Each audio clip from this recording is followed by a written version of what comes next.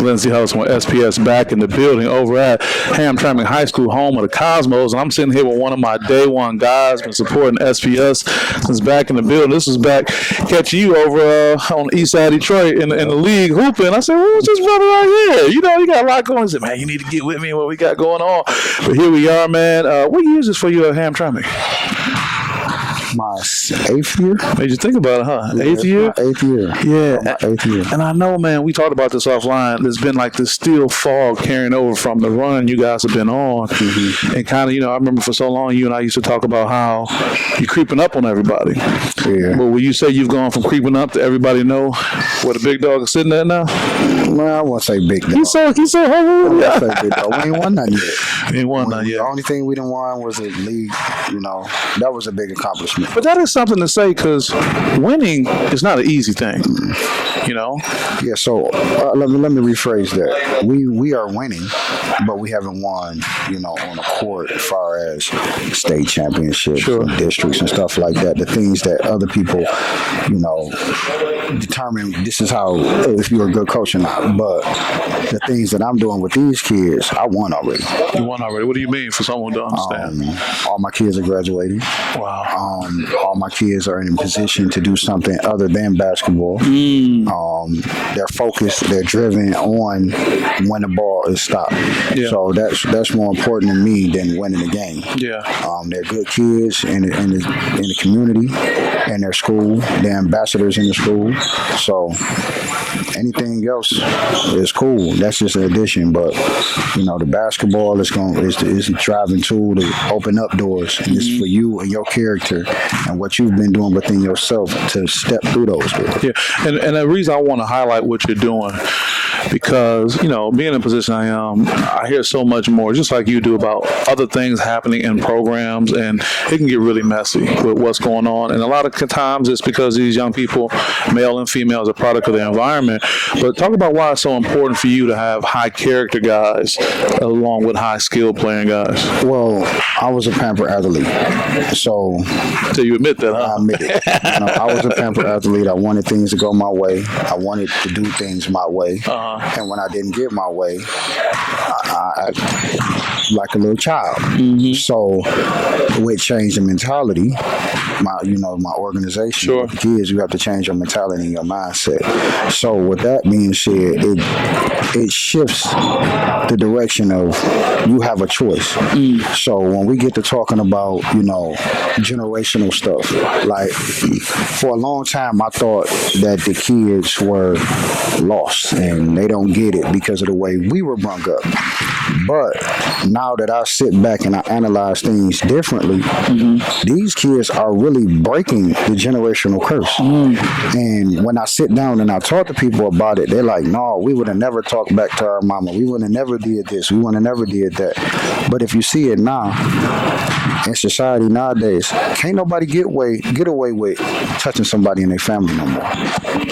Back in our day, you bet not say nothing. Don't put our business out in the street. Yeah, it's true. And now, these kids in this generation, they telling it. Yeah. This guy, he hit me. My mama, my mama drinking. So that's breaking a generational curse that we didn't understand. That's a good point. So it's like things like that I talk to my kids about. My kids talk to me about.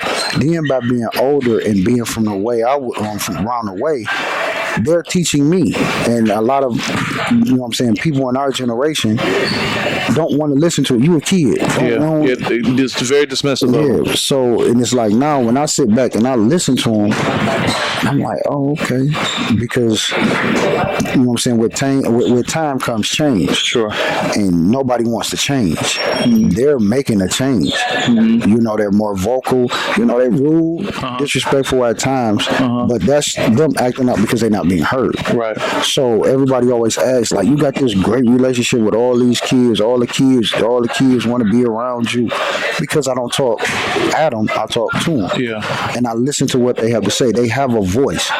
It's not a voice that's going to overpower my voice, but you have a voice. I'm going to listen to you, and let's make it make sense. Let me ask you this, because now I'm putting my sports psychology hat on, my behavior specialist hat on. Sometimes it can be so overwhelming dealing with their issues at their level. And I know you're so accessible to them. How do you manage and not become completely overwhelmed by all the issues that the young people bring on and off the court? It's super. Is that a fair question? Yeah, that's the dopest question. Because that right there, I honestly can say you can't prepare for it, and when it happens, you're not gonna be prepared for it. It's just like the song with Wale when my man was talking about marriage. The matrimony song. Yeah. It's just take you to a high you're never gonna be prepared for. Sure. But when it happens, it's understanding what you've been through, understanding what he's going through, and then approaching it the right way. Sure. So like a lot of my kids don't have homes or living with a single parent, this, that, and this. What our voice is, at the end of the day, this is your situation. This is it. Yeah. What are you going to do about it? Yeah. You're going to sit back, you're going to cry. Oh, I ain't got this, I don't have that. Or you're going to do something about it. You're going to go to school, you're going to get some grades so you can make another move. Yeah. You know what I'm saying? With the internet, promote yourself. You're your own brand at this stage. You see what's going on in college. You can market yourself. You can brand yourself. Right. If you look on the walls, I have 2 or 3 kids that's already branded themselves with their name. And this is something you've been doing for a while. I noticed that this program is, but I want to go back to something you just said a second ago too, about how you communicate with them. And to someone listening, they may say, okay, I can take that approach. But your relationship with them is so ground level and ground zero. You're right there with them, which probably allows you to have that. I mean, from them, carting them back and forth to them being in the home, whatever. I mean, I had one guy say, well, I live with them, you know what I'm saying? So it's just like, I say that so people who are listening don't think that they can just be this authoritative figure without, being connected to them. Well, the main thing that I've seen, with my kids and other kids that I talk to, is like kids call me from other programs. So it's just like a lot of these coaches don't even understand like the effect that another coach can have. It's not me trying to steal kids from other programs are calling you, dealing with their issues. Calling me, coach, I need your help with this, coach. Can you holler at me about this, coach? Can you pull up on me, coach? Can you come get me? Cool. And it's just because of what the kids are seeing. You know what I'm saying? Coach, cool. Coach will help you out. He'll do whatever he can for you. So the kids are vouching for you out in the streets. So that's really how that all manifests. All this manifests because of the kids. Yeah. One kid tell another kid tell it, coach, man, my man in a situation. Can you help him out? I mean, even for your players to know that they can go to you or they can be a resource by saying that, that's amazing. Talking about resources, Wing Fellows, we're talking about General Trucking. Talk about people outside the community and in this community wanting to have a hands-on way of supporting Hamtramck basketball and what's going on here. If you don't stand for nothing, you're going to fall for anything. If I'm not doing what I'm supposed to do with these kids and they see it, I can talk you to death, but people are seeing it. So when they see what you're doing and they see what the kids are doing and how it's affecting the kids, black, white, Arabic, whatever, it's easy. I don't even, me, I don't ask nobody for nothing. I do it myself. No. But these guys come to me like, we want to help. What can you do? What can we do to help? So just taking a step back, people don't normally rush down the street to do something. They must see something happening consistently, and they didn't check around, and they keep getting the same kind of feedback. So what is it saying about the program and your reputation? And I know you're a humble guy. You don't make it about you. But what is it saying that the community is hearing these things and they want to come in and help in whatever way possible? Well, they're seeing it's not just about my kids. Okay. You know what I'm saying? So I didn't have those kids since they were young. But if you start really paying attention, I got a kid at Oak Park. I got a kid at U Prep. I got a kid over here. I got a kid over there. It's not just about me. It's about wherever. Sure. You know what I'm saying? Whatever's good for you. Like I had a kid that here, little Day that played for me. Yep. He played football. I was the first person to tell him, go over there. That's my baby. That's my nephew. Going over there.